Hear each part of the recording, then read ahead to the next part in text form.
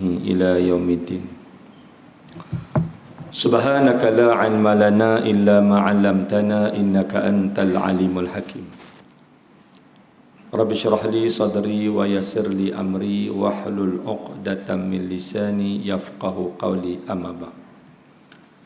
Alhamdulillah, kita panjatkan kesyukuran yang tidak terhingga kepada Allah Subhanahu wa taala di atas limpahan rahmat dan kurnianya serta taufik dan inayahnya.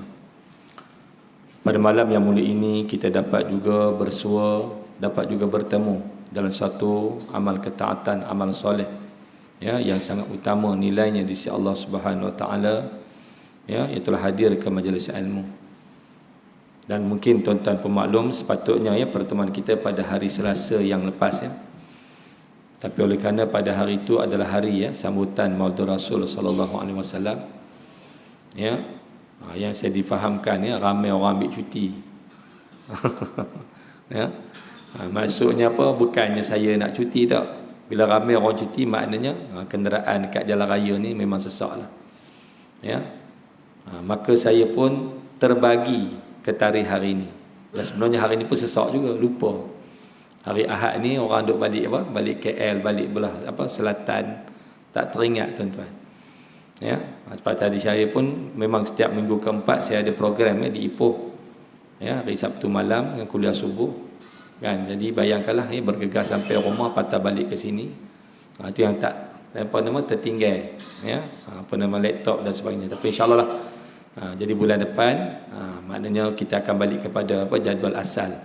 Hari Selasa tu, minggu yang ketiga, saya akan bawa lah, mudah-mudahan insya-Allah dipermudahkan Allah.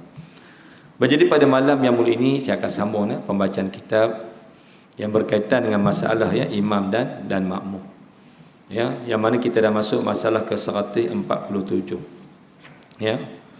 Itulah berkaitan dengan makruh menjadi imam, ya, orang yang tidak disukai oleh para makmum yang ramai. Jadi maknanya sebelum melantikan imam tu sendiri, ini kalau kita ambil dari di sudut orang kata apa, qaryah, ya, maknanya masa nak lantik imam kena pastikan imam yang dilantik itu, kan, bukan atas kerana kita kenal dia, kan, dia tu adik-beradik kita, ya, ataupun tak kiralah, maksudnya somebody lah. Tapi kena pastikan juga, kan, pada pandangan masyarakat dia ni tak ada masalah. Ya, kita tak nak lah kita lantik seorang imam, kan, ya, yang mana imam tak disukai. Bahkan dia dah sebut dah hukum makruh, tuan-tuan. Maknanya kalau sekiranya kita yang melantik, kita menjadi penyebab seseorang itu dilantik jadi imam, maknanya orang yang melantik pun dia dapat samalah, sebab dia menjadi penyebab. Di sinilah tuan-tuan penting, ya, kita punya PR dengan masyarakat. Ya, sebab Quran pun sebut hablum minallah wa hablum minan nas. Jangan kita hanya jaga hubungan dengan Allah saja. Dengan orang ramai kena jaga juga. Kan? Maksudnya kena bermasyarakat lah, kena bermasyarakat. Supaya orang kenal kita. Sebab tuan-tuan, Nabi SAW sebelum menjadi Nabi dan Rasul, orang kenal Nabi sebagai apa? Al-Amin. Kan? Orang yang bijak, orang yang apa? Amanah, orang yang jujur. Jadi itulah yang sepatutnya ditonjolkan oleh, kan, ya, mana-mana imam. Tapi imam di sini tak ada masalah, ni contoh lah, kan. Saya yakin insya-Allah tuan-tuan takkan nak lantik imam yang orang tak suka, kan. Ya. Dah lah masjid orang tak apa ramai, lantik orang tak suka lagi lah, tak ramai-ramai. Tentulah kita akan cari orang yang insya-Allah boleh menarik perhatian. Kan, ya. Macam imam tadi baca sedap, ya. Sekurang-kurangnya boleh menarik minat orang yang suka jenis bacaan-bacaan yang sedap ni. Nampak, tuan-tuan, ya. Okey, baik. Makruh bagi seorang itu menjadi imam kepada kaum jamaah dan kebanyakan mereka tidak sukai kepadanya, ya, berdasarkan hadis yang diriwayatkan oleh Ibnu Abbas radhiyallahu anhuma daripada Nabi sallallahu alaihi wasallam bahwasanya bersabda ia. Maknanya hukum makruh ni bukan saja-saja, kan, bukan maksudnya dikeluarkan tanpa dalil. Ini dalil dia, ya. Tapi kalau ikut dalil ni, ya, kan, mungkin kalau kita dengar tuan-tuan macam tak padan dengan makruh tu, kan, sebab kita tengok hadis ni, salah satu la turfa'u salatuhum fawqa ru'usihim shibran rajulun amma qauman wa hum lahu karihun wa mar'atun batat wa zawjuha 'alaiha sakhit wa akhawanun mutasariman. Wa akhawani tu ya, sebab dua orang tu wa akhawani, bukan nun tu ya. Kalau siapa ada kitab tolong betulkan. Wa akhawani mutasariman. Ya, okey, baik. Atau kama qala sallallahu, maksudnya tiga jenis orang yang tidak diangkat ke sembahyang mereka di atas kepala mereka sekalipun satu jengkal, yakni mereka, solat mereka atau sembahyang mereka tidak diterima oleh Allah. Oh, tu dia, berat. Di sinilah tuan-tuan perkara yang kita kena jaga, apa dia? Solat yang sah tetapi Allah tak terima. Ya. Sebab masyarakat kita, mungkin selalu saya sebut dalam kuliah kan, kita ni banyak ambil sah aja. Jangan ustaz sah dah, sah okeylah. Kan, tapi Allah tak terima, tak apalah, janji sah aja ustaz. Kan, ada orang dia macam tu, rugi tuan-tuan. Sebab sah dan batal itu hanya pada penilaian manusia. Itu kita kena faham. Ya, di akhirat nanti tuan-tuan, semuanya adalah berdasarkan Allah terima amalan kita ataupun tidak. Itu sebab kita dalam buat ibadat, sah dan batal tu wajib kita pastikan terlebih dahulu, kemudian ikhtiar dan usahakan supaya diterima oleh Allah. Macam mana kita nak ni, kena ambil tahu lah apa dia amalan-amalan yang makbul kan, syarat-syarat amalan yang Allah terima. Kalau yang jelas sekali, sebagaimana yang Allah sebut dalam suratul Maidah tu, innama yataqabbalullahu minal muttaqin, tu jelas. Ya, hanya sahaja Allah memang pasti akan menerima amalan daripada orang yang bertakwa. Mana siapa mencapai darjat martabat takwa, tak ada masalah. Kan? Tu kalau orang yang mencapai darjat takwa. Habis tu kalau orang yang yang duk rajin makan tokwa je nak. Kan? Mana kena cari tuan-tuan. Ya, apa dia lagi?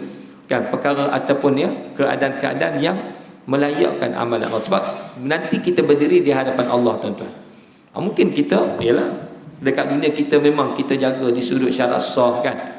Ya, tak buat benda yang batalkan, dan tapi kita tak jaga ni hati, kita tak ikhlas. Ya, nampak contohlah. Ya, nauzubillah min zalik. Menyebabkan Allah tak terima solat kita. Jadi bila di hadapan Allah nanti, ada orang tuan-tuan dia bertanya, aina solati, mana pahala solatku? Tapi malangnya Allah kata tak ada. Kan? Sebab kamu solat bukan kerana aku. Nampak tuan-tuan? Kamu solat dulu kerana siapa? Kan? Pergi minta kat orang tu. Habis tuan-tuan. Allahu Akbar.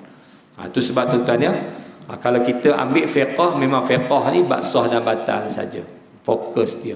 Tapi kalau kita gabungkan dengan tasawuf, kalau setakat sah dan batal tak cukup, kena ikhtiar, usahakan supaya Allah terima, dan kita kena yakin. Dan jangan sekali-kali tuan-tuan habis saja buat satu ibadat, Allah ni terima ke amal aku. Jangan tuan-tuan, jangan. Ya, tapi kalau kita ada dua keadaan ni tak apa kan. Macam yang saya sebut, setiap amalan anak Adam tu dia mesti bainal khauf wa raja, antara takut dan mengharap. Maksudnya ada rasa takut Allah tak terima, tapi dalam masa yang sama mengharap Allah terima. Tu kita duduk tengah-tengah. Nampak tuan-tuan ya? Jangan kita takut. Kalau takut nanti kita dah jadi sangka buruk dengan Allah, tak boleh. Ataupun jangan terlalu confident pula, aku buat apa pun Allah terima, confirm. Jangan. Nampak tuan-tuan ya? Kan? Alim ulama salafus soleh pun tuan-tuan pun bimbang, risau amalan mereka tuan-tuan, Allah tak terima, ni kan pula kita. Ya, okey, baik. Jadi itu di antara benda yang kita kena jaga-jaga. Okey, siapa dah tuan-tuan? Yang dikatakan ya, solat tak sampai kepada Allah. Itu maksud dia. Solat tak sampai, tak lepas, tak terima orang kata pun lepas bertelinga kita. Solat kita di sinilah. Patut setiap amalan kita ni sampai ke langit. Kan? Itu pun kalau baca dalam kitab tasawuf pula tuan-tuan, setiap langit tu pula ada malaikat-malaikat tertentu jaga. Kan? Ada yang langit pertama tak lepas. Betul tak? Ada yang lepas langit kedua pula. Itu yang amalan naik ke langit. Ini tuan-tuan, telinga pun tak lepas. Bukan sampai langit tak sampai. Ni tak sampai, tak lepas telinga ni. Maknanya tuan-tuan, tak ada apa, tak ada nilai. Allahu Akbar. Inilah tuan-tuan ni benda yang kita nak kena jaga. Baik, siapa dia yang pertama? Iaitulah ya, lelaki yang menjadi imam kepada satu jamaah padahal mereka tidak sukakannya, yakni mereka benci kepadanya.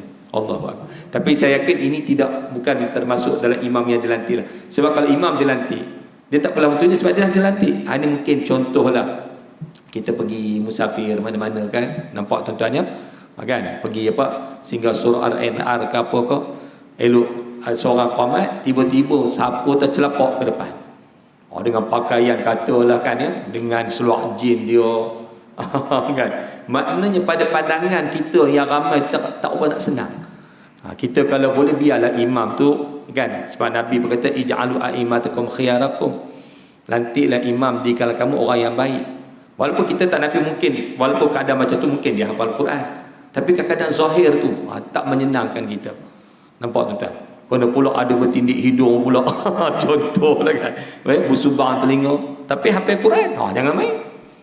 Kan? Macam mana? Maknanya kalau macam tu tuan-tuan, sebagai makmum kita ada hak boleh tarik makmum imam tadi ke belakang, minta maaf imam ya. Kalau keadaan imam macam ni, kami lebih rela ambil imam yang lain. Ingat ya, makmum ada hak.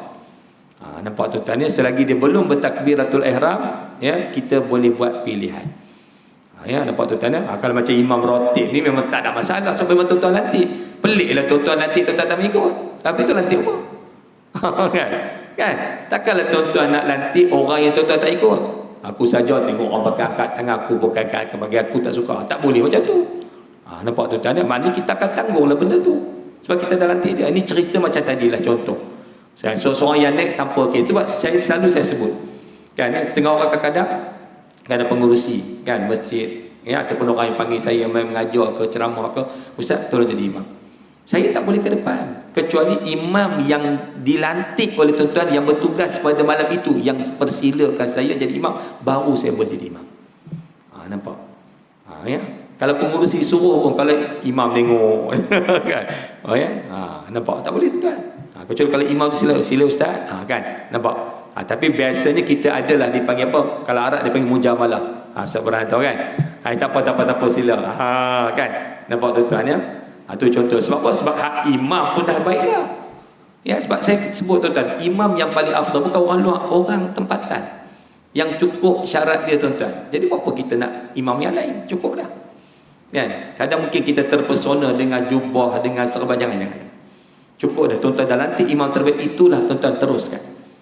Nampak tuan-tuan, persilakan. Kecuali kalau imam tadi katalah kan dia malu Allah ke apakah, dipersilakan. Jadi orang yang dipersilakan macam saya pun tengok balik, ni baca sedap pada saya kan, lebih elok pada jadi saya akan persilakan balik. Nampak tuan-tuan ya, itu adab lah, adab ya, nampak. Tapi kalau saya tengok jadi imam tu tuan-tuan lebih teruk pada saya naik. Ada juga, ada tuan-tuan ya, ialah kadang-kadang saya macam ni lah kan, sampai lewat contoh Allah dengar dia baca hak imam yang dilantik itu pun tuan-tuan, biasa ni belah-belah kampung lah, belah-belah kampung Allah tuan-tuan kan. Tu sebab saya kalau belah kampung, kalau masuk je ni parik-parik ni, kalau dia persila saya jadi imam, saya tak tolak. Bukan nak tunjuk saya pandai dah, tapi sebab kita dah dengar dah bacaan hak yang jadi imam, hak dilantik tu, Allah Akbar. Nampak tuan-tuan, sampai jadi takut kan ya. Itu contohlah. Ialah sebab kebanyakan kita pun tahu kan, orang kampung tuan-tuan, sebab banyak anak-anak muda ni dah berhijrah kan, tinggal orang tua-tua, betul kan, banyak tinggal orang tua-tua. Kadang kesian belah kampung, saya cukup risau kan, 10 tahun akan datang kalau meninggal lebih hak imam yang ada ni, saya tak tahu. Allahu Akbar kan, takut tak ada pengganti. Okey, ini tuan-tuan ni masalah. Jadi maknanya kalau imam yang dilantik tu bagi saya tak ada masalah lah. Ini contoh macam tadi. Jadi tuan-tuan, kalau tuan-tuan nampak seseorang yang tuan-tuan, mana majoriti lah, bukan kita seorang kan, memang semua orang jadi tengok kan, aku tengok hang tengok aku pakai tengok kan, ni siapa ni tiba jadi imam kan, nampak pelik dan sebagainya. Tapi kalau yang nak jadi imam tu orang yang kita tak kisah, ni bagus ni kan, cara dia punya zahir dan nampak okey, tak apa, silakan terus. Ni kalau ada kita tambah pula kata dalam ada seorang kenal, apa ikut dia ke, dia tu Fatihah tak betul, tuan-tuan tarik belakang, minta maaf. Ya, nampak tu ya, gunakan kuasa ataupun hak sebagai makmum. Tapi kalau dia dah Allahu Akbar, macam mana? Tak boleh terus. Nampak tuan-tuan ya? Ini ayat imam yang fasik kita masih boleh ikut, tak ada masalah.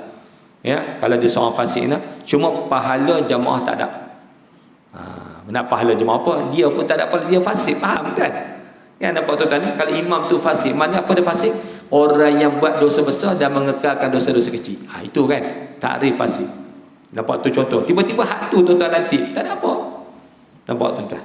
Ya, adalah kalau dia dah bertaubat ke, dia dah tinggal ke, tu cerita lain. Kita setakat pengetahuan kita dia ni katalah imam taik nombor macam mana. Taik nombor, ketagih dengan nombor-nombor ni. Kan? Memang kalau nampak kena nampak dia ada diri katak tuan-tuan. Contoh, nauzubillah min zalik. Tiba-tiba orang macam tu jadi imam. Macam mana ikut dia? Sah, tapi tak ada pahala. Macam mana dia nak membimbing orang sedangkan dia pun bermasalah dengan Allah Subhanahu Wa Taala. Sebab Nabi dah pesan, ingat, ij'alu a'immatakum khiyarakum. Kan? Siapa dia yang dikatakan khiyar? Nabi dah bagi tahu. Antaranya apa? Aqra'ukum, kan? Orang yang baik bacaan. Kemudian a'lamukum lisanah, orang yang berilmu. Cuma saya dah sebut dah. Ya, dalam mazhab Syafi'i tuan-tuan, Imam Syafi'i dia macam kali. Dia letak berilmu dulu baru apa? Baru pandai baca. Ya, nampak? Bukan saja-sajalah. Kerana apa? Ni kata maslahah. Nampak? Memang kalau tuan-tuan buka dalam mana-mana hadis, Nabi sebut apa? Yang pertama, aqra'ukum li kitabillah. Maknanya yang kita faham orang yang baik bacaan lah. Nampak tuan-tuan? Okey, dalam suasana zaman Nabi tuan-tuan, tak ada masalah. Sebab apa? Sebab zaman Nabi tuan-tuan, semua sahabat berilmu. Kan? Ya. Tapi tak semua sahabat ini aqra', ya, yang pandai baca. Mana yang betul-betul pandai baca ni tak ramai. Tapi di sudut a'lam, semua berilmu lah mengaji dengan Nabi. Kan? Sayyidina Abu Bakar belajar dengan Nabi, Sayyidina Umar belajar dengan Nabi, Bilal bin Rabah belajar dengan Nabi. Makna di sudut a'lam, ya, di sudut berilmu di kalangan para sahabat, siapa pun tak boleh pertikai. Tapi tang aqra, kan dia orang kata apa? Ada lebih, ada kurang. Tetapi zaman kita tuan-tuan, aqra ramai. Kalau tahap-tahap macam imam tadi kita dah ramai, tambah kalau tahfiz. Kan? Bila saya dengar budak-budak tahfiz baca, pattern dia sama. Sama. Maknanya tuan-tuan, mahat tahfiz, bayangkan satu mahat tahfiz mengeluarkan katalah, satu mahat tahfiz mengeluarkan 10 orang. Mana kalau 10 mahat tahfiz dah 100 orang. Nampak kan? Maksudnya nak cari hari ni orang yang baik bacaan ramai. Tetapi tuan-tuan nak cari a'lam, orang yang betul-betul berpengetahuan, berilmu tentang bagaimana dia nak membimbing satu solat berjamaah, ini tak ramai. Ya, sebab ni pengalaman saya sendiri kan, bulan-bulan Ramadan banyak dijemput budak-budak tahfiz. Kan misalnya kan pergi mana-mana kan. Dan saya memang sebelum ni saya tak kisah saya menjadi makmum kepada budak-budak tahfiz. Tapi oleh kerana kebanyakan budak tahfiz tuan-tuan, Allahu Akbar, Bismillahirrahmanirrahim, alhamdulillah, saya tu tak boleh terima. Ya, yang pertama soft tak apa betul. Yang kedua doa iftitah tak baca. Yang ketiga pula tuan-tuan, apa nama? Fatihah pula, ya. Disambung, saya sebut berulang kali. Fatihah ni tuan-tuan, ya, yang paling afdal ialah apa nama? Qat'u qira'ah ayatan-ayatan, ya. Satu ayat satu. Ini untuk dalam solat. Kalau luar solat tuan-tuan nak baca senapih tak ada masalah. Ni kita cari yang afdal lah, yang paling baik. Nampak kan? Sebab apa? Sebab Nabi dah pesan alaikum bisakinah. Hendaklah kamu melazimi ketenangan. Tapi kalau tuan-tuan baca sambung tak ada masalah. Cuma bagi saya lah. Tu saya kata, tu kata bagi saya. Kan saya rasa macam kan ya, macam tak berson. Okey, tu tak apa lagi. Kemudian yang berikutnya dia langsung tak bagi ruang makmum baca Fatihah. Waladhdallin yang macam imam tadi cantiklah. Dah lu baca sedap bagi. Mana kita sempat. Ya, sebab kita bila ada kesempatan membaca Fatihah di belakang imam, makna kalau imam baca surah kita boleh dengar. Ini dia baca surah, kita nak baca Fatihah. Tuan-tuan terganggu. Memang sangat terganggu. Nampak tuan-tuan? Sangat-sangat terganggu. Ini yang banyak saya jumpa tuan-tuan. Ya, kan? Jadi makna ini bila banyak berlaku macam tuan-tuan, Allahu Akbar. Ya, atau akhirnya kalau orang nak jemput saya buat syarat saya nak jadi imam. Untuk tarawih lah. Kan saya kata bukan saya nak tunjuk pandai dah, tapi saya nak mengajar. Tapi memang selepas 2 rakaat saya akan paling ke belakang, saya cerita sikit. Kan ya, nampak tuan-tuan ya? Kan? Tambah pula apa nama, zaman tazkirah tak dibenarkan. Kan? Jadi saya ambil kesempatan lah. Lepas 2 rakaat saya akan kali kita cerita. Okey, sunnah solat sekali-sekali sikit je dalam seminit 2 minit. Okey, itu sambung balik solat. Kan? Sama juga kalau solat 20 rakaat kan, sama juga. Kan? Lepas 2 rakaat, okey saya kali cerita sikit. Okey. Saya kata solat sunat, solat fardu sama. Cuma bezanya ialah niat. Dan ada beberapa lagi yang apa? Ada perbezaan. Kalau ikut sama aja. Ketenangan mesti ada. Ya, jangan kita bersifat ajalah ni tergopoh-gapoh. Ini contoh tuan-tuan. Jadi itu sebab kenapa tuan-tuan dalam mazhab Syafi'i meletak a'lam dahulu baru aqra. Orang berilmu dulu baru orang pandai baca. Sebab apa? Dinisbahkan dengan masyarakat ini yang pandai baca Quran ramai. Tapi yang benar-benar berilmu tentang solat berjamaah ni tak ramai. Zaman Nabi tuan-tuan berilmu ni ramai. Tapi orang yang betul-betul pandai baca macam Abdullah bin Mas'ud, kan itu antara qari yang memang hebatlah. Kalau dia baca tuan malaikat turun dengar. Abdullah bin Mas'ud. Hebat. Kalau baca dia punya apa? Sirah kan ya, ataupun kisah sahabi. Ya, yang bernama Abdullah bin Mas'ud. Setiap kali dia baca tuan kuda-kuda apa semua. Kan. Bila dia tanya kepada Nabi, ya Rasulullah, ya, Nabi kata madakan tidak. Kamu baca malaikat pun nak dengar. Hebat tuan-tuan. Itu contoh jadi maknanya tak ramai orang macam Abdullah bin Mas'ud. Okey ya, baik. Adakah salah tuan-tuan? Ya, kalau tu kata ini yang dikatakan atas maslahah. Ya, nampak ya? Mana setiap zaman dia ada fiqh yang boleh kita orang kata apa? Awalkan dan kemudian tak ada masalah. Yang tak boleh tu kalau benda yang dah tetap macam rukun solat tu tak boleh lah. Jangan pergi total rokok dulu baru baca Fatihah tu tak boleh. Sebab benda tu benda yang dah tetap. Kan? Tapi kalau macam benda tadi di sudut kelebihan apa semua kita nak letak ni dulu, itu tidak ada masalah tuan-tuan. Ya, tapi apa kita tengoklah rujuk kepada masyarakat kita masing-masing. Sebab fiqh di mana kita berada. Kan? Kita jangan tiru ambil yang sana tuan-tuan, mel tak sini. Mungkin di sana tu sesuai, kita tak sesuai. Nampak tuan-tuan ya? Atau benda yang kita kena faham. Okey, baik. Itu tuan-tuan yang pertama jadi maknanya yang memang solatnya tak terangkat tuan-tuan ya. Jangan kata nak sampai ke langit. Ni telinga dia pun tak lepas tuan-tuan. Ya, kepala pun tak lepas. Kalau setengah hadis dia tak kata ru'us, dia kata azanihim. Tak lepas telinga. Mandut sini je. Ni solat mereka tuan-tuan. Yang ni tak lepas kepala, sejengkal pun tak lepas. Maknanya tak sampai ke langit. Tak sampai ke pangkuan Allah. Baik. Okey, itu yang pertama tapi ditengokkan pula ada huraian orang yang tidak suka tu tengok pula majoriti itu orang beriman ataupun tidak. Itu kena kira juga. Katalah tuan-tuan majoriti yang tak menyukai imam tu orang yang fasik, maka tidak dikira. Tak dikira. Itu tuan-tuan dalam kitab Bidayatul Hidayah pun ada sebut. Dalam bab al-imamah tu. Ya, kan? Jadi kena tengoklah ramai tu ramai siapa. Maknanya neraca utama bukan setakat ramai dia mesti daripada kalangan orang yang beriman, orang yang soleh, bukan orang fasik, munafik dan sebagainya. Sebab ramai mereka tuan tidak ada nilai. Tidak boleh dikira. Ya, itu benda yang kita kena fahamlah. Contoh katalah masjid ni kan ya, bagi pada dua, satu kumpulan fasik, satu kumpulan mukmin. Contoh ya, tiba-tiba naik seorang imam geng-geng fasik yang banyak cakap apa lantik dia ni baca panjang kan, padahal tak panjang pun depa dok bisa inna a'taina dengan izaja. Contoh kan ya. Jadi depa tak senang bila imam tu baca ayat-ayat surah Betul Baqarah, padahal imam baca tak panjang pun depa komplain. Komplain tu majoriti orang fasik yang jenis itulah. Jenis orang-orang yang tak berjenis ni. Senang. Bukan daripada kalangan orang-orang yang kita andaikan mereka tu orang soleh dan sebagainya. Sebab tu kita boleh nilai seorang pada zahir. Ingat ya. Nahnu nahkum bizawahir. Ya. Ini kaedah fiqh. Kita boleh menghukum seseorang tu pada zahir. Yang batin tu dia dengan Allah. Nampak tuan-tuan ya. Macam katalah ada di kalangan ya, imam yang tuan-tuan nanti. Ini contoh je, contoh. Kan. Katalah dia seorang yang fasik. Memang kat rumah duk minum arak. Kita tak tahu. Itu dia dengan Allah. Kita nilai zahirnya.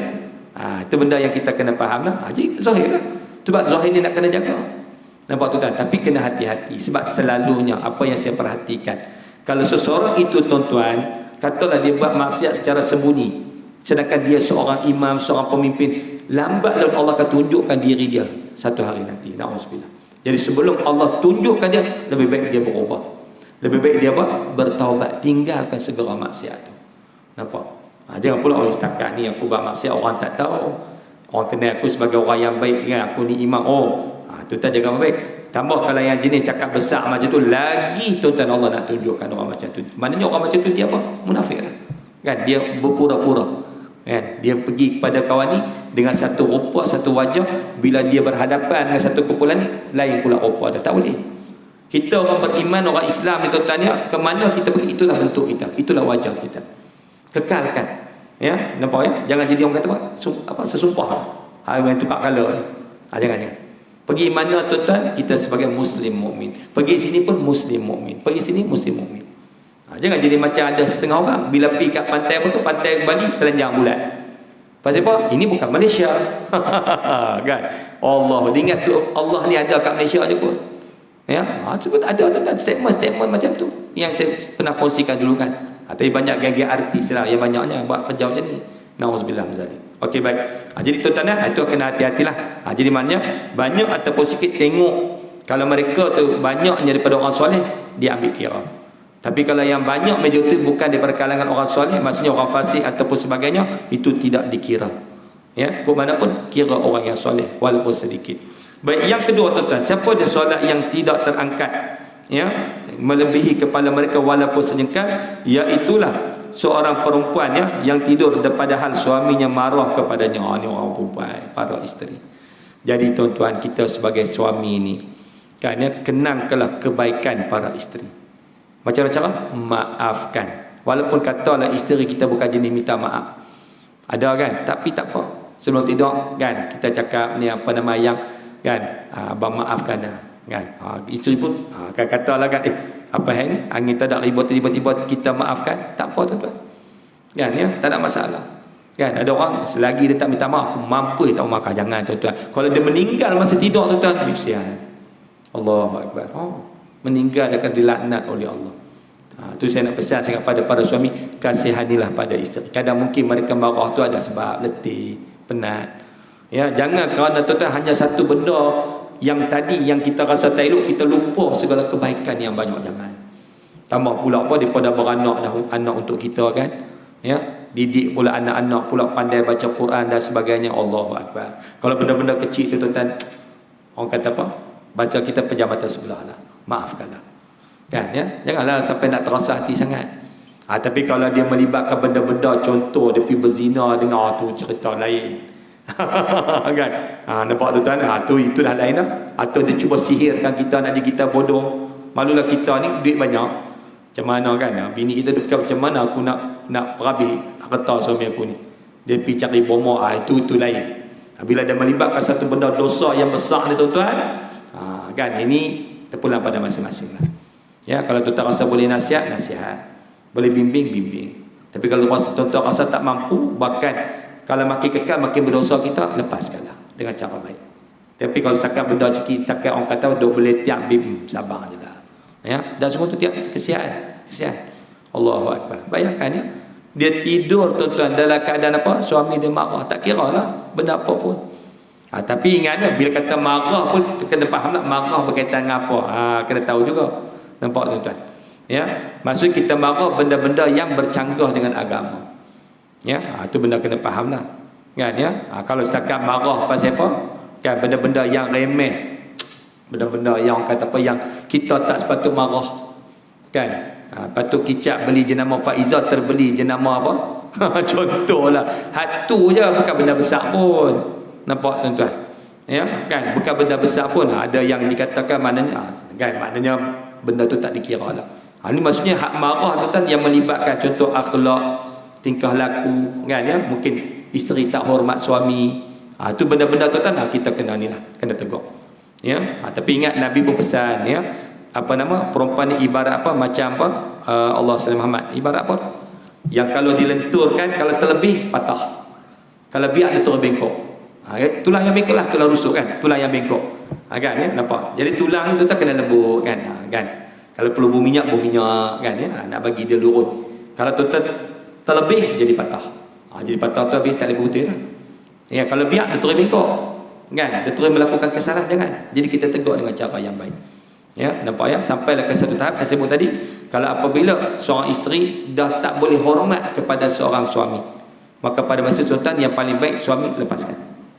Ya, kalau tidak terlalu berdosa. Itulah sebab kenapa Zaid bin Harithah diperintahkan oleh Allah, bukan oleh Nabi, oleh Allah, supaya ceraikan Zainab binti Jahshin. Kenal kan Zainab binti Jahshin? Dia adalah salah seorang daripada ummahatul mukminin. Tapi sebelum Nabi kahwin dengan dia, dia adalah isteri kepada anak angkat Nabi yang bernama Zaid bin Harithah. Tapi tuan-tuan tahulah kan, Zaid ni asal dia seorang hamba. Kan? Zainab ni orang bangsawan. Kan, nampak tuan-tuan? Tu sebab kenapa Imam Syafi'i mensyaratkan dalam bab kahwin kena ada kufu. Nampak? Pasal itulah takut tuan-tuan masa tuan kata masa mula menikah tak hidung rasa coklat. Betul tak? Kentut pun kira bau perfume saja. Masa baru menikah. Tapi lama kelamaan ada mula. Ya, sampai ke Zainab dikatakan terkeluar satu ayat. Apa dia? Kan, gambarnya bergaduh laki bini. Akhir Zainab kata, wahai Zaid, kamu sedar diri kamu adalah seorang hamba satu ketika dulu. Oh, macam soalan macam apa? Penghinaan. Nampak tu tanya, maknanya dah tak hormat lah. Kan, bila isteri dah hilang hormat dah kepada suami tadi, Allah turun ayat supaya Zaid ceraikan. Jadi itu panduan kepada kita lah. Selagi isteri boleh hormat suami, tak apa, tak ada masalah, kita boleh nasihat lagi. Tapi kalau dia keluar ayat tu tuan-tuan, nak kata apa? Kan, tu Imam Syafi'i dia pegang pada kufur tu. Kan, dia masalah ni kalau isteri kaya, hak suami ni miskin, tu je. Kalau suami kaya, isteri miskin, tak ada masalah. Kan, tu tak ada masalah. Yang masalah tadi, kalau isteri tu apa? Daripada kalangan orang kaya. Nampak tuan-tuan ya?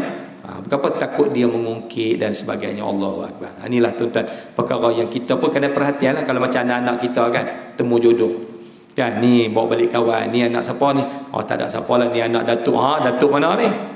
Datuk cucu ke datuk apa ni? Kena tahu kan. Sebab apa? Sebab tuan-tuan ya, kalau seorang perempuan itu dia datang pada keluarga kaya, wajib ke atas suami menyediakan segala apa yang ayah dia pernah sediakan. Bayangkan kalau dengan ayah dulu dia ada seorang gaji, orang gaji pentu rumah, suami yang kahwin kena sediakan pentu rumah untuk dia. Tu dia tu jangan main. Sebab dia dah biasa senang dan kita pun dah sanggup. Nampak tu yang saya sebut kenapa dalam mazhab Syafi'i dia pegang semua bab kufur ni. Allahu Akbar. Ya, okey ya. Itu benda yang kita kena hati-hatilah. Jadi berbalik kepada masalah ni tuan-tuan ya. Walaupun tu mungkin keluar sikit. Jadi begitulah keadaan kita para suami tuan-tuan, tolonglah. Ya, maafkanlah. Ya, nampak ya. Dan isteri pun yang mana katalah rasa macam kok lah hari ni, atau bila-bila ada terangkat suara ke, kan, nampak tuan-tuan. Sebab Nabi sebut orang perempuan atau punca masuk neraka ni yang pertama kerana tak jaga sangat ibadat, ambil mudah. Contoh tuan-tuan dalam bab haid nifas ya, ini yang Nabi sebut ya, ini Nabi peringatkan ya, orang perempuan hati-hatilah. Itu sebab kalau sekiranya katalah orang perempuan ni, katalah tuan-tuan isteri ke anak-anak pun kena perhati tau. Katalah mereka datang haid kan, pukul 2 petang ya, pukul 2. Masa tu mereka sembahyang zuhur tak lagi, tak sembahyang. Nanti bila bersih suruh mereka qada zuhur tu. Sebab haid mereka datang, zuhur dah masuk, cuma mereka tak solat. Patut masuk waktu solat lah kan. Tapi duk tangguh. Elok nak tangguh, elok nak sembahyang, Allah keluar darah haid. Haji kira berhutang tu. Kan. Tapi ada setengah tuan-tuan dia tak kisah. Alah tak apa, dah datang kira tak payah. Dia silap. Nanti bila dah bersih dia kena ganti hak yang tu. Nampak tuan-tuan ya? Ini contoh. Itu sebab beragama yang pertama tu kena peringat depa, kena peringat. Yang kedua, kebanyakannya kerana tidak berterima kasih kepada para suami. Kadang-kadang isteri ni memang kadang dia marah tuan-tuan, sampai dia kata kan, sejak kahwin dengan abang apa pun tak, nampak dia menafikan segala. Jangan ya, keluar saja perkataan daripada seorang isteri yang menafikan segala kebaikan suami tuan-tuan, inilah yang Nabi kata penyebab orang perempuan masuk neraka ya. Jadi tuan-tuan katalah kalau ada isteri nak cakap cepat-cepat, kita stop, tutup mulut, jangan kata apa-apa. Kan, nampak ialah kadang dia marah kan ya, kita diamkan dia. Kan, takkan kita tuan-tuan rela kan, ialah kita tahu mungkin dia tengah marah, kita sabarkan dia. Jangan cakap macam tu, bahaya, Nabi larang. Kan, kita pesan. Nampak tuan-tuan ya. Kalau dia makin ni, tuan-tuan carilah jalan kan, keluar kan, pistak motor mana kan. Kita tahu kalau lagi kita dia tengok muka kita lagi nak marah tuan-tuan. Dan semua ini benda yang sangat penting sebab ini yang Nabi sebut dalam hadis yang sahih. Okey, baik ya. Jadi sebagai peringatan lah, tapi saya yakin insya-Allah isteri tuan-tuan semua bagi-bagi belaka. Kan ya, tak ada nak mengungkit. Ya, tak ada lah orang kata apa, nak perleceh pemberian. Jangan. Benda-benda tuan-tuan kadang nampak kecil, tapi di sisi Allah sangat besar. Abang sejak menikah gelameh apa pun tak bagi. Jangan. Ayat tu tuan-tuan sangat bahaya. Jangan. Ya, jangan tuan-tuan. Ya, okey, baik. Kemudian yang ketiga, siapa dia? Yang solatnya Allah tak angkat ya lebih daripada kepala walaupun sejengkal, iaitulah dua saudara yang berkelahi. Allahu Akbar. Tu dah. Akhawan, mana adik-beradik lah. Di sinilah tuan-tuan ya, kita kena cek macam mana kita dengan adik-beradik kita. Ya, kalau tuan-tuan ada rasa masalah dalam jiwa ni kan, kadang-kadang tengok anak-anak pun rajin kelahi, tuan-tuan kena tengok, takut kita pun dengan adik-beradik kita pun ada masalah. Sebab saya banyak mendengar perkongsian, banyaklah daripada ceramah Ustaz Syamsuri, Haji Ahmad ya, daripada siapa tu, siapa lagi ya, saya rajin juga ya dengar MP3 kan, dalam kan Seronok kan kisah-kisah dia datangkan. Antara kisah tu lah, kisah macam mana ada seorang hamba Allah ni kan, anak tu bergaduh, dia heran kan, bagi dah tapi dia bergaduh kan. Sampailah dia jumpa ada seorang ustaz, dia tanya, ustaz tu kata, hang ni ada tak masalah dengan adik-beradik hang? Cuba hang selesaikan, cuba fikir dia. Lepas tu baru teringat, sungguh lah dia marah kat kakak dia, jadi kakak sulung. Jadi biasalah nak sulung kan, kalau orang tua-tua tinggal retak, dia balon lah. Jadi adik-adik ni tak puas hati. Tu dia tuan-tuan yang nak jadi cerita kan. Itu yang bila jumpa dia pun tak apalah kan, dia pun tak fikir ada pasal retak dan elok dia maafkan apa yang kakak dia betul-betul elok baik. Dan anak-anak jadi baik, jadi elok. Itu sebab tu kadang kita nak tengok juga, kadang mungkin apa yang berlaku kepada anak-anak tu maknanya peringatan pada kita. Cek balik kan, kok kita ni yang bermasalah sebenarnya. Ya, nauzubillah min zalik. Kan cek balik kan, apa yang tak kena. Tuan-tuan jangan nampak orang lain, nampak kita. Cuba tuan-tuan kalau tengok ayat Quran surah Kahfi. Ya. Yang mana ketika Nabi Khidir mendirikan yang satu bangunan yang runtuh kan. Ya, pasal tak bangunan yang runtuh yang Nabi Musa jadi tak sabar, dan soalan itulah menyebabkan Nabi Khidir kata hadza firaqu baini wa baini. Sebab itu soalan yang ketiga kan, dia takat 3 kali kan ya. Oleh kerana dia tanya sebab Nabi Musa heran pasal apa pula Nabi Khidir ni dan rajin pi dirikan bangunan, dirikan satu runtuhan, sedangkan tempat tu tuan-tuan orang yang sangat kedekut ni, perkampungan tu minta ayam pun tak bagi, minta makanan pun kan, lapar tu tak bagi, jenis kedekut. Tiba-tiba nak pergi buat kerja kebajikan kat situ. Itu kata Nabi Musa, kenapa kamu tak ambil upah kan, paling kau dapat dari duit boleh beli makanan. Oleh kerana Nabi Musa tanya, maka Nabi Khidir kata, okey, ini adalah soalan yang merupakan penyebab kita berpisah selepas ni. Maka baru dia cerita, itu yang dicerita pasal apa dia cabut papan sampan kan, pasal apa dia bunuh seorang budak lelaki. Baik, dan berkaitan dengan rumah tu dia kata apa? Ya, sesungguhnya rumah ini adalah kepunyaan kepunyaan 2 orang anak yatim. Ya, nampak? Dan kedua-dua anak yatim ini bapa mereka, ibu mereka adalah salihah. Mak bapa mereka orang yang soleh. Dan oleh kerana kesalehan ibu bapa mereka, maka Allah berikan anugerah kepada anak-anak. Nampak tuan-tuan? Ya, yang soleh tu mak ayah, tapi anak-anak pun dapat dapat kebaikan. Rupanya di bawahnya ada kanzun, ada harta. Ada kata dalam tu bukannya harta meh dah, tapi dikatakan ada doa, amalan. Ya, ada macam-macam pendapat lah. Ada kata memang harta sungguh. Nampak tuan-tuan ya, wa kana kanzul lahum kan. Kalau dalam surah Kahfi tuan-tuan. Nampak? Jadi maknanya tuan-tuan, ya, ada kalanya oleh kerana mak ayah orang yang soleh, Allah berikan sesuatu yang hebat kepada ni anak-anak. Masa saya pernah cerita pun ya, yang arwah abang saya tu yang meninggal tu. Ya, kan, yang mana dia kemalangan dengan anak dia dekat Jordan. Kan ada kan, saya cerita dulu kan. Ya, tuan-tuan ya, anak dia tuan-tuan masa tu umur berapa bulan. Anak dia demam, nak pergi ke klinik lah kan. Masa tu tuan-tuan kira yalah, orang kata duduk dalam bas, tiba-tiba accident. Dia anak dia pegang tu terlepas kan, terbang anak tu kan. Bila habis semua tuan-tuan, bas terbalik kan ya. Jadi semua orang pisah kecuali abang saya seorang. Arwah saya dia seorang tak pisah, dia cari anak dia. Pegang-pegang, dia kata lembik macam agak-agak kan. Dia panggil nama dia Fadl Afaf 3 kali panggil, menangis. Tapi tuan-tuan tahu, menangis je rupanya ni tengkorak dia ni pecah. Menangis keluar darah, ni dekat dahi. Allahu Akbar. Ya, bila datang tuan-tuan ya, pasukan penyelamat dan sebagainya, depa pun heran, dalam ramai-ramai ni pasal apa abang saya seorang je selamat. Nampak tuan-tuan? Rupanya abang saya ni dia orang yang sangat istiqamah dengan serban dan jubah, dia tak pernah tinggal tuan-tuan. Ya, sampai bila bawa anak dia tuan-tuan yang kecil tu alhamdulillah selamat. Bila isteri alhamdulillah anak dia tidak mengalami kecacatan otak, walaupun tengkorak ni kepala ni pecah, tapi otak tak ni. Bila syekh dia datang melawat dia ni jenis rajin guru kan. Jordan memang antara tempat yang banyak syekh selain pada Mesir. Bila syekh dia jumpa, dia kata apa? Syekh dia macam menyatakan satu benda yang takjub. Apa syekh dia kata? Sebenarnya anak kamu selamat ni kerana apa? Kerana kamu si bapa yang istiqamah pakai serban. Tu dia tuan-tuan. Ya, kerana kamu bapa pakai serban jubah kan, kerana kamu seorang yang soleh, Allah selamatkan anak kamu. Nampak tuan-tuan? Jadi begitulah caranya kan. Bila saya dengar kisah, memang betul tuan-tuan. Ya, itu sebab kita hari ni kalau kita nak bagi anak-anak jadi baik, kita jadi baik insya-Allah.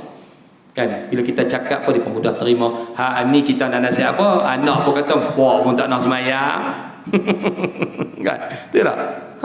Pak pun tak nak baca Quran, pak pun semua pak belaka nak kata apa. Kan tuan-tuan macam nak nasihat tuan-tuan. Maknanya yang anak nampak pada kita kelemahan. Kita tak tunjuk sesuatu yang kelebihan. Kan cuba kalau kita jenis orang yang rajin solat sunat, anak tengok. Cuma kalau kita ajak jom kita solat sunat, anak malu Allah pasal dia tahu bapa dia seorang yang rajin solat sunat. Jom baca Quran, dia pun malu Allah pasal apa? Sebab dia tahu bapa dia pun, mak dia pun orang yang rajin baca Quran. Nampak tuan-tuan? Mudah. Ini yang dikatakan kepimpinan melalui teladan. Ini memang pengalaman arwah abang saya sendiri. Dan tuan-tuan, yang menariknya abang arwah abang saya dia accident banyak kali, semua selamat. Cuma yang last kali yang tak selamat. Sebab apa? Masa dia accident last kali dia tidak memakai serban dan jubah. Nak jadi sebab. Tu kan bukanlah kerana serban jubah tu dah. Tapi tu katakan tak tahulah Allah nak tunjukkan apa, wallahu a'lam. Sungguh sebelum tu dia banyak kali accident tau. Sampai bila adik saya yang duduk yang jadi pomen kat rumah saya telefon. Masa tu saya mak saya ada lagi masa tu. Kan saya balik pada Sungai Keram, adik saya telefon dengan dia panggil saya bahasa ni lah, andak kan, pangkat keluarga. Ni andak nak bagi tahu. Kan ya, camping yang abang saya camping panggil yang nombor 3 panggil yang kan ni yang accident. Saya kata biasa accident, tapi adik saya kata kali ni lain sikit. Sudah mak sebelah ni kan, mak ada sebelah ni kan. Okay. Bila dengar tu dah rasa lain kan, sebab dia kata kali ni accident lain sikit. Sebab dengar dia accident banyak kali, tapi alhamdulillah selamat tuan-tuan. Sebab memang sebelum dia accident semua dia pakai serban jubah, tak ada masalah. Walaupun cedera, luka, motor tu saya cerita lah. Kan ya, kena langgak dengan orang tuan-tuan. Allahu Akbar. Alhamdulillah selamat. Cuma yang last tu tuan-tuan, yang dekat Simpang Pulai tu, bersama sahabat dia, seorang yang berbangsa Cina, dia bawa balik daripada Johor. Kan ya, tak tahulah. Sebab memang agak misteri lah ya, kemalangan tu tuan-tuan. Wallahu a'lam. Ya, kan? Sebab meninggal dulu tak tahu siapa kan, tak ada orang boleh cerita tentang apa sebab dua meninggal. Ya, memang masa tu dia tak pakai serban, tak pakai jubah tuan-tuan. Allahu Akbar. Tu di antara lah kan, tak tahu tu saya kata kadang terfikir juga apa sebenarnya Allah nak tunjuk. Kan nampak ya, adalah benda tu tuan-tuan. Ya, tapi kita ni kita yakin semua tu dah sampai masa kan. Ini keyakinan kita sebagai orang apa, orang mukmin. Okey baik. Yang tu tambah adik-beradik ni adalah benda penting. Ya, nampak tuan-tuan ya, tu sebab antara soalan berkaitan dengan harta nah. Kalau tuan-tuan biasa dengar hadis ya, harta kita Allah akan tanyakan dua soalan ya. Yang pertama dari mana dapat, yang kedua ke mana kita belanjakan. Dan antara perbelanjaan yang Allah tanya, adakah kamu gunakan harta kamu untuk silaturahim? Untuk kita nak perbaiki hubungan apa? Adik-beradik. Itu kena ada tuan-tuan. Tu saya alhamdulillah lah. Kan ya, kan dengan gaji kita adalah buat orang kata apa bisnes kecil-kecilan. Ada rezeki saya suka macam yalah buat kenduri lah. Kan 11 kali ingat sebelum PKP dulu memang saya kumpul adik-beradik. Kan ya. Biasa saya ni kira tempat sate apa semua kan. Niat belanja. Pasal apa? Sebab dia dengar tu nanti soalan Allah nak tanya. Nampak tuan-tuan. Macam sekarang ni okey, tak boleh semua. Kadang-kadang kan saya macam bulan Ramadan saya hantar segala jus delima apa semua bagi kat semua adik-beradik. Kan ya, minta dia punya alamat, kita pun hantar. Nampak tuan-tuan ya, saya guna ni barang-barang ni kan yang bermanfaat ni bagi kat adik-beradik. Saya niat sedekah. Tak payah bayar. Kan sebab apa? Sebab Allah akan tanya. Sekarang ni ada. Walaupun tak banyak sikit tak apa. Banyak sikit bukan ukuran, yang penting ada. Nampak tuan-tuan ya, selain pada sedekah, selain pada ni ingat ya, soalan berkaitan dengan silaturahim Allah akan tanya. Dan kalau tuan-tuan nak tahu, orang yang selalu menghubungkan silaturahim inilah antara orang yang akan dipermudahkan melalui titian sirat. Kalau tuan-tuan betul-betul nak cepat lalu titian sirat seperti apa? Seperti apa? Kilat yang menyambar silaturahim. Itu ya tuan-tuan. Ya, kan adik-beradik tak apalah kan kalau hak yang jenis tak berapa nak mengaji, kan tak apalah kita nasihat cara pelan-pelan. Nampak tuan-tuan ya? Itulah benda yang perlu kita fikir. Sebab penting bayangkan bergaduh saja dua saudara tuan-tuan, dua-dua solat Allah tak angkat. Nauzubillah min zalik. Ya, ini benda-benda yang kita kena berhati-hatilah. Itu sebab yang paling baik tuan-tuan kan ya, kita berlepas dirilah kan. Bagi salam assalamualaikum ingat ya, Nabi kata orang yang paling baik antara orang yang bergaduh ni ialah orang yang mula memberi salam. Sebab orang yang bagi salam ni nak kedamaian, nak keamanan. Assalamualaikum bagi salam. Kalau dia marah juga biar dia. Kata salayan. Kalau rasa ada nama apa tuan-tuan, okey tak apalah, balik dulu nah. Assalamualaikum, tinggalkan. Semua itu cara dia. Kan, katalah tuan-tuan dapat jenis hadiah beradik, harap tidaklah kan. Bila dengar kita bagi salam, oh ni kan Mimai ni memang nak baik ni. Tak apalah. Kita dah tahu apa benda dia tak suka, jangan ungkit dah. Terus cerita. Ya, cerita baik-baik ya, kan. Sebagai kan. Apa itu kalau ada rezeki lebih, tak apa kita bagilah hadiah ke dia, buah tangan ke apa, tuan-tuan bagi dia seronok. Nampak tuan-tuan? Ya, sekurang-kurangnya kalau dia angkat tangan mendoakan kita pun alhamdulillah. Oh, terima kasihlah hamai Allah bagi, semoga Allah. Tu kita nak dengar tu. Doa tu tuan-tuan. Kita pun sama juga kalau adik-beradik datang rumah kita, jangan tinggal doa. Sebab kalau kita nak orang mendoakan kita, kita kena terlebih dahulu mendoakan orang. Nampak? Nampak tuan-tuan ya, kita kadang-kadang nak doakan orang malas, tapi orang doa kat kita masalah. Kita doakan dulu. Okey, terima kasih Maina. Okey, mudah-mudahan Allah murahkan rezeki. Kan kita doa. Insya-Allah tuan-tuan. Nanti orang akan doakan kita semula. Itu dia punya kaedah dalam kehidupan kita. Baik, itulah tuan-tuan ya, 3 golongan. Baik. Dan yang diriwayatkan daripada Amr bin Al-As, bahawa Rasulullah sallallahu alaihi wasallam bersabda, itu dia. Ni tuan-tuan lagi dahsyat. Tadi solat tak terangkat. Kita tengok yang kedua ni, salasatun la yaqbalullahu minhum salatan. Ya, rajulun taqaddama qauman wa hum lahu karihun, wa rajulun ya'ti bis salati dibara, wa rajulun i'tabada muhararan. Okey. Maksudnya 3 jenis orang yang tidak diterima semayang. Tadi tidak terangkat kan? Ini tak terima. Ya, semayang dari mereka, iaitulah yang pertama, lelaki yang tampil menjadi imam. Nampak? Maknanya dia bukan imam dilantik, dia tampil ke hadapan. Ya, kepada satu kaum ataupun jemaah sedangkan mereka benci kepadanya. Benci tadilah kerana sikap dia, kan, orang kenal dia ni kaki maksiat dan sebagainya, kan. Ya, ada yang membencinya orang yang soleh. Tapi kalau terbalik itu tidak dikira lah. Katalah yang dia tu orang yang bagus, kan. Yang benci tu orang yang jenis toleh ni, orang yang maksiat, itu tak dikira. Nampak tuan-tuan ya? Baik, yang kedua, lelaki yang mendirikan semayang selepas luput waktunya. Masa habis waktu baru semayang. Kan? Tunggu matahari naik baru semayang subuh. Dan masuk waktu asar baru semayang zuhur. Pelik sikit. Kan? Maknanya dia suka jadi main qada ni. Oh tuan-tuan, hati-hati. Dia qada ni kalau memang tuan-tuan kita tak sedar diri tu lain. Tertidur kan, tak sedar. Kan, bukan kita saja-saja. Kan? Tapi kalau kerana kecuaian, tu berdosa. Contoh kita balik kerja. Macam saya tuan-tuan balik mengajar, ya, habis kelas pukul 2.30. Kadang-kadang kelas saya tu pukul 1 sampai 2.30. Bayangkan ya, sejam setengah. Kan? Jadi kadang Allah nak semayang, rasa malas, balik rumah lah kan semayang. Sebab kadang-kadang kita peluh tak selesa kan. Kadang-kadang lupi bila ayak, ialah pakai ayak yang sama. Lepas tu kita nak semayang pula asal tak selesa. Baik, bila saya sampai rumah tuan-tuan lebih kurang dalam pukul 3 atau 3.30. Ya, ialah sampai bilik guru 2.30 nak kemas-kemas barang.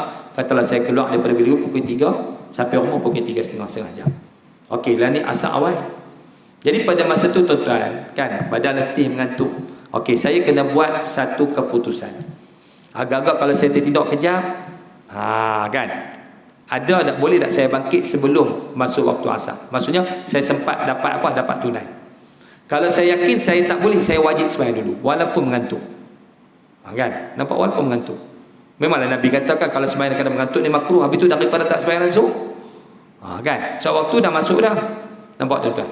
Ya, nampak macam mana? Jadi kita pola ambil sebab kalau kita basuh muka bagi segar sikit tuan-tuan. Okey, sembahyang dulu. Kan? Lepas tu nak tidurlah kejap sebelum masuk waktu asar. Nampak tuan-tuan ya? Berapa kalau kita tidur dalam keadaan kita yakin memang kita ni jenis payah nak bangkit, berdosa. Allah, bab solat ni tuan-tuan jaga-jagalah. Ya, kalau boleh tuan-tuan cubalah solat. Ya, sebab kalau kita solat dalam keadaan tadi makruh lebih baik daripada yang lepas waktu tadi. Kan, ni kita ngantuk kan, memang dah makruh, tapi kalau kita tidur dulu geram langsung terlepas, lagi berdosa. Nampak tuan-tuan? Jadi ni yang dikatakan akhafu dararain, memilih apa? Hukum yang paling ringan. Tapi kalau tuan-tuan yakin boleh, katalah jenis boleh tidur 10 minit. Sampai rumah 3.30. Maknanya tuan-tuan sampai rumah kata tara nak masuk rumah 3.45. Kan kita jenis tak apalah, dapat 10 minit pun jadilah. Jadi 3.55 boleh bangkit sembahyang. Kan? Tak apalah. Tidur dulu kejap. Sebab bila kita sembahyang zuhur tu walaupun dah nak dekat hujung, tapi kita boleh lagi khusyuk kan, boleh lagi orang kata apa? Fokus dalam solat. Tapi kalau yakin tak ada ni, kalau aku tidur ni lebuh ni, sembahyang dulu. Ya, walaupun kadang mengantuk, tersengguk, nak macam mana? Sebab apa? Kewajipan kepada Allah tu. Sama juga kalau lapar. Ya, nampak? Kalau tuan-tuan yakin makan dulu tidak menjejaskan Ya, solat tuan-tuan, makan dulu tak apa. Tapi kalau dengan makan orang tersandak pula tak bangkit-bangkit, enggak. Dia tengok pada keadaan lah. Apa itu bergantung kepada keadaan masing-masing. Ya, itu benda yang perlu kita faham lah. Baik. Kemudian yang ketiga adalah lelaki yang memperhambakan orang yang telah dimerdekakan. Ini bab hamba lah. Ini mungkin zaman kita ni tak berlaku. Ya, perhambakan ni tuan-tuan betul lah ya. Maksudnya orang tu tuan dah merdeka kan. Tiba-tiba dia apa? Dia perhambakan orang tu balik tuan-tuan. Itu tak boleh lah. Ya, memang suasana yang ketiga ni tuan-tuan memang zaman sekarang ni setakat ni lah. Kalau negara kita memang tak berlaku. Kan nampak tuan-tuan ya. Tak tahu lah kok kita boleh takwilkan. Contoh macam kita ambil pembantu rumah. Khadam. Pembantu ayah. Khadam ni pembantu. Ya, khadam bukan hamba tau. Khadam ni pembantu. Tapi kita layan dia macam hamba. Tu dia makan tak bagi tu dia kan ya. Nampak tuan-tuan. Ya, bercalak sikit habis potong gaji dan sebagainya. Kawan nak minta cuti pun tak bagi. Sedangkan dia khadam, dia pembantu bukan hamba. Kalau hamba betul tuan-tuan boleh buat apa saja. Kan? Hatta kan kalau seorang hamba perempuan tuan dia boleh ya melakukan hubungan tuan-tuan. Nampak hubungan jima dengan apa? Hamba perempuan. Tapi ni pembantu rumah jangan cari pasal. Sebab banyak kes. Kan? Nampak? Cari mentua rumah hak muda-muda. Suami duk aja balik awal pula. Na'udzubillah. Kan? Ya? Sebabkan ada kisah kan tempat saya mengajar lama lah. Nampak tuan-tuan ya? Yang apa nama? Suami dia sambung belajar ambil PhD. Kan? Jadi masa di rumah tu banyak. Kan? Yang isteri dia mengajak sama dengan saya. Dia ambil seorang pembantu apa daripada Indonesia. Tah macam lama-lama suami dia menikah dengan pembantu Indonesia tuan-tuan. Tu dia. Kan? Jadi madu tak apalah. Dia tidaklah perhambakan, cuma jadi bini yang kedua. Kan? Mula-mula jadi isu jugalah. Naik turun mahkamah. Lain ni saya tak tahu apa cerita. Kan? Sebab saya pun dah keluar daripada sekolah tu tuan-tuan. Itu contoh kan. Nabak kata ada berlaku. Tapi tidaklah berlaku benda-benda yang tak elok kan. Macam tadi kan. Ambil kesempatan ke. Itu tak boleh. Mungkin tuan-tuan benar boleh kita huraikan begitu. Ya, mana seseorang yang memang dia mereka kita buat layan dia sebagai apa? Sebagai hamba. Itu pun tuan-tuan solat kita Allah tak terima. Okey, itulah tuan-tuan ya masalah 147. Minta maaf lah, panjang lebar sikit. Ya, huraian daripada malam ni. Sebab masuk juga kan benda-benda yang lain supaya mana kita kena faham lah banyak perkara ya pada malam ni. Okey, yang berikutnya tidak makruh kita sambung bulan depan lah. Mana Selasa minggu ketiga balik. Tidak makruh menjadi imam jika ia hanya dibenci oleh separuh bilangan jamaah. Itu insya-Allah. Baik, ada soalan nak tanya? Saya buka dulu. Ada nak tanya apa? Ada apa nak tanya soalan? Akulah ada apa soalan ke apakah? Okey, tak apalah sampai tak tuan-tuan fikir. Okey, seperti biasa tuan-tuan ni agenda tahunan lah daripada sekolah saya. Di sini pun ada tulis tuan-tuan ni adalah kalender daripada sekolah SABK Al-Falah tempat saya mengajar. Yang sekarang masih lagi tuan-tuan apa? Masih lagi memerlukan sumbangan dana untuk penambahan tanah bagi menyiapkan padang sekolah berjumlah RM500,000. Tapi kami tak minta RM500,000, minta RM5 satu ya. Kan? Tapi tak apalah walaupun ialah jual kalender ni berapa dapat sangat tapi sekurang-kurangnya ada tuan-tuan boleh. Jadi mungkin macam biasalah kalender ni saya akan tinggalkan di sini. Kan mana bulan depan lah baru saya ambil. Mana kalau tak ambil pun tuan-tuan bagi balik.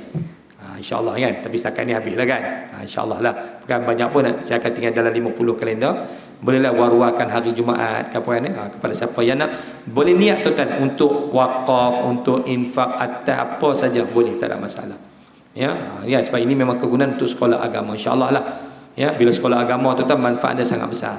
Kalau kita pergi sekolah biasa pun ada manfaat, ni kan pula sekolah untuk anak-anak kita ni.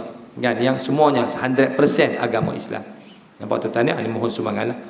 Okey, ada lagi soalan tak ada? Tak ada. Ya. Macam mana? Okey. Sembahyang jenazah yang paling afdal dia begini.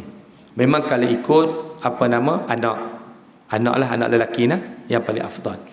Tetapi kalau sekiranya anak lelaki tu dia pun tahu dia pun bukanlah jenis orang yang soleh sangat. Kan? Tiba-tiba datang seorang yang soleh, maka boleh dia persilakan. Boleh dia persilakan. Tapi kalau ada anak tu dah mengaji hafal Quran tuan-tuan, teruslah kan. Itu lagi afdal lah kan. Ni cerita katalah kan, memanglah anak dia reti sembahyang jenazah tapi kan dia mungkin tak berapa, bukanlah orang yang betul-betul mahir dalam bidang agama dan sebagainya, dan masa tu datang orang yang soleh, orang yang baik-baik lah, kan ya, orang yang memang katalah alim ulama mana-mana, maka lebih afdal dia persilakan. Tapi biasanya kalau orang soleh dia nampak ada anak dia suruh terus, ya kan, selalunya itu panggil mujamalah tu. Kan dia kalau kat Mesir ni mujamalah ni dia istilah yang sangat terkenal. Kan hanya orang duduk kat Mesir saja. Saya tak tahu negara lain dia pengguna tak, saya tak tahu. Jordan ke Mekah kan ada tak penggunaan mujamalah ni ataupun ada istilah lain. Mujamalah macam kita lah. Tak kan, nampak tuan-tuan. Ya, saya pun di mana-mana pun macam itulah. Saya tengok kalau orang persilakan saya, macam saya sebut tadi, kalau orang yang persilakan saya rasa dia lebih lagi tuan-tuan, buat apa saya nak naik bagi dia? Dia imam ratib kan, orang tempatan lagi afdal. Kan? Buat apa saya nak naik? Saya dah cakap tidak afdal. Tapi kalau saya dapati yang jemput saya tu dia memang bacaan pun kita tahu Allahu Akbar kan. Pergerakan dalam solat pun kita tak, tu biasa saya akan ke depan lah. Saya tengok kepada keadaan. Tapi kalau imam betul-betul memang macam sini memang saya tak naik lah. Imam semua berlambak kan? Hebat-hebat belakang lah. Okey, nampak jelas lah. Itu maknanya. Tapi lebih afdal anak lelaki, ya, yang baik. Itu sebab keperluan ataupun sebenarnya kewajipan daripada mak ayah ni, apa dia? Mendidik anak-anak menjadi anak yang soleh. Ya, tuan-tuan tahu kan, ni saya pernah sebut kata-kata Sayyidina Osman, apa dia? Kita bercampur dengan orang soleh ni sunat, tapi menjadikan diri kita sebagai orang soleh wajib. Nampak, bukan sunat tau. Jadi orang soleh ni wajib tau. Kan? Supaya apa? Supaya kita layak masuk syurga. Sebab syurga ni Allah kata apa? Kan? Siapa? Lilladzina amanu wa amilu solih. Tak ada alasan. Kenapa tak boleh jadi orang soleh? Apa alasan kita? Tapi soleh ikut kemampuan masing-masing lah. Tuan-tuan janganlah dia bayang soleh macam Nabi-Nabi dan Rasul. Memang tak kan? Memang kita ni surrender lah. Ataupun nak sama dengan salafus soleh terdahulu. Kan ya? Mungkin kita tak capai. Tapi sekurang-kurangnya ciri-ciri orang soleh tu ada. Kan? Kita bercakap kita tak menipu, berjanji kita tepati, kan? Nampak tuan-tuan? Bila diberi amanah kita tak khianat. Okey lah tu. Nampak tuan-tuan? Makna orang tak, kalau sebut nama kita, orang tak terbayang, oh ini kaki menipu, nampak? Kan? Orang sebut nama kita, orang tak terbayang, oh dia ni kalau berjanji, tak. Semua orang sebut benda baik-baik tuan-tuan. Itu tanda insya-Allah. Mudah-mudahan kita daripada kalangan orang yang orang soleh. Okey, jelas nak? Okey. Apa dia? Yang paling baik. Yang paling baik. Mana imam tanya. Maksudnya ada anak, kan? Katalah ada jenazah, kan? Yang paling baik imam tanyalah, ada anak, kan, anak lelaki kepada apa? Kepada waris ni. Tanyalah. Nampak? Kecuali, okey nah, ada pengecualian. Kalau memang orang yang nak mati itu dia memang mengamanahkan kepada imam, itu lain. Nampak? Sebab memang ada kes ya, macam yang dicerita oleh apa? Ustaz Kazim. Memang dia pesan. Dia kata, Ustaz, kalau saya mati jangan bagi tahu ke anak saya langsung. Ini amanah saya pada Ustaz. Tu dia ada cerita ada tu kan. Nampak? Ustaz Kazim pun serba salah, tapi kan dah nak macam mana? Kan? Tidak ada pegang Ustaz janji-janjinya. Alah terpaksa Ustaz Kazim tu janji. Kan? Nampak? Sampai macam tu sekali. Tu macam mana? Maksudnya dia memang diamanahkan, tu lain. Nampak tu? Sebab apa? Sebab kalau yang sembahyangkan anak dalam keadaan dia tak reda, tak boleh juga. Mestilah orang yang disukai. Ya, nampak ya? Jadi maknanya tengok pada keadaan lah. Tapi apa pun yang paling baik macam tadilah. Kalau dalam keadaan biasa, yang paling baik imam tanyalah, ada tak waris? Kan anak lelaki, kan, yang boleh jadi. Tapi katalah memang ada anak lelaki, tapi macam tadilah, dia pun fikir, aku gaya nak sepanjang jenazah ni. Tak boleh imam naik. Okey, selesai. Tak ada masalah. Nampak tuan-tuan? Ini adab lah, adab, tak ada masalah tuan-tuan ya, benda ni. Kan? Adabnya begitu. Ya, jadi maknanya kita tengok kepada keadaan. Tapi kalau tanya anak lelaki mana, anak lelaki tak sampai-sampai lagi, jalanlah. Sebab melewat-lewatkan pengurusan jenazah pun bukan satu benda yang baik. Ya, sebab bila ada hadis Nabi kata al-ajalah kan minasyaitan. Ya, tergopoh-gapoh itu cepat-cepat jenis segera-segera ni adalah daripada amalan syaitan, illa fi mawadhi', kecuali beberapa perkara. Antara tajhizul mayit, menyempurnakan pengurusan jenazah. Itu kalau boleh cepat-cepat. Tapi bukanlah cepat tuan sampai nak doa lepas sembahyang pun tak boleh. Kan? Ada orang nak cepat tuan doa lepas sembahyang jenazah, kan ada setengah orang doa kan. Bid'ah, tak boleh lambat. Tak ada lah sampai macam tu. Macam tadi lah jenis tunggu. Mana ni? anak tak sampai lagi, ada kat mana? Dekat KL. Allah, jalan dululah. Tu jangan melambat-lambatkan. Okey, boleh faham tak? Maknanya tanya dulu, kalau dah memang diserahkan ataupun diamanahkan, tak apa, imam yang ada boleh naik, tak ada masalah. Itu di sudut adab macam tu. Okey, wallahu a'lam. Tak ada kot. Okey, jadi seperti biasa tuan-tuan ya, sajalah saya nak kongsi beberapa benda bermanfaat. Yang pertama tuan-tuan, mungkin dia ni ya, saya baru nak sebut berkaitan dengan apa? Satu produk, nama dia produk cuci usus. Ingat, usus adalah tempat ni laluan makanan kita. Bila dah makan macam-macam tuan-tuan, ya Allah Rabbi kan. Ya, memang usus kita tuan-tuan bila kotak ni tuan-tuan makanlah suplemen ke apa tu yang kadang-kadang dia tak dapat manfaat. Kan ya, pasti tempat laluan tu kotak dia dicemarlah. Jadi tuan-tuan ya, sebab kan saya tengok dalam Facebook pun banyak orang menjual produk-produk jual usus. Jual usus pula cuci usus ni. Jadi tuan-tuan, sebenarnya Nutrilite pun ada sebenarnya ya. Kan, cuma mungkin harga dia tuan-tuan ya, kalau saya pick up mahal saya tak boleh jual. Ya, ni siapa yang perlu boleh dapatkan. Saya jual dalam bentuk ni. Ya, satu-satu ni tuan-tuan. Boleh kalau nak dapatkan ya. Baik. Ya, yang ni tuan-tuan senang, dia tak payah bancu apa, bubuh atas lidah, telan. Lepas tu minum air. Jangan minum air panas, minum air apa, air sejuk. InsyaAllah tuan-tuan kalau makan ni sebelum tidur tuan-tuan, dia banyak membantu membersihkan usus. Ya, kemudian yang kedua tuan-tuan, siapa yang jenis payah nak berak ke, insyaAllah dia permudahkan. Orang yang ada masalah sembelit ni, nampak? Jadi boleh lah. Cuma satu ni harga dia tuan-tuan RM6 satu ni. Ya, sebab di mana produk berkualiti dan dia punya khasiat sangat bagus. Jadi ada 30 untuk sebulan. Sebab sehari makan satu je. Jadi kalau 6 kali 30 180. Ini bukan jual beli, ni bagi tahu harga aja. Tapi kalau tuan-tuan beli sekotak tu, saya tak jual 180, harga dia 160, murah sikit. Itu kalau beli sekotak. Ya, tapi kalau tuan-tuan nak try, katalah nak try dulu seminggu. Kan, dia kalau seminggu ni antara yang baiklah. Kan, ataupun paling minimum 3 hari. Paling kurang. Kan ya, kalau tuan-tuan makan sehari kadang mungkin tak rasa kesan. Tapi ada juga dia makan sehari tuan-tuan, esok dia kata buang elok atau pulang kan. Perut masing-masing tak sama. Okey tuan-tuan, ini yang pertama. Okey, yang kedua saya sebab pada bulan lepas benda ni habis.